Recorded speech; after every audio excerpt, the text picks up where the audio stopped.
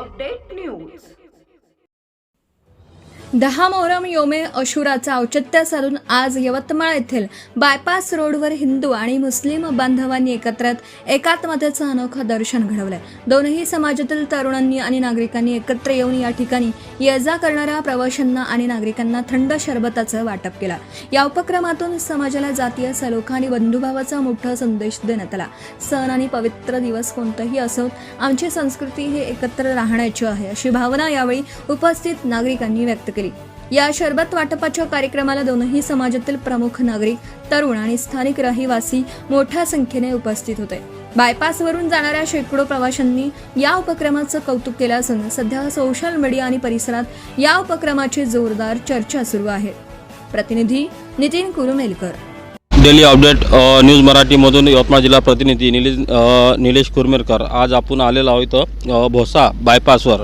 तर इथं काही लोक आहे की ते सरबत वगैरे वाटत आहेत, त्याच्याबद्दल हे सरबत कोण्या याचं आहे आणि कशाबद्दल आहे तर ते आपण ते विचारू। तर आपल्यासोबत इथले जे नागरिक आहेत ते आता आपल्यासोबत उपस्थित आहे। तर सर, तुमचं नाव? सोफी मोहम्मद मुन्सिफ अली।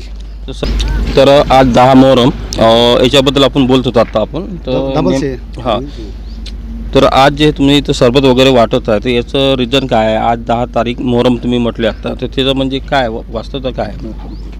आज हमारे इमाम हुसैन अलैहिस्सलाम जो नबी पाक सल्लल्लाहु अलैहि वसल्लम के दूसरे नवासे हैं, आज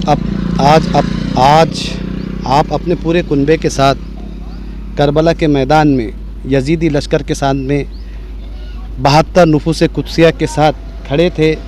आपने यजीदियों को समझाया कि मैं आपकी बैत नहीं करूँगा, क्योंकि यजीद जो था एक जालिम और बहुत जालिम इंसान था, वो हक और इंसाफ के ख़िलाफ़ था। और इमाम हुसैन का जो मुद्दा था कि हक और इंसाफ हो तमाम इंसानियत के लिए और तमाम आलम इस्लाम के लिए, आपने अपना हाथ यजीद के हाथ में नहीं दिया और उसके लिए आपको अपने पूरे कुनबे की, अपनी फैमिली की कुर्बानी देना पड़ा।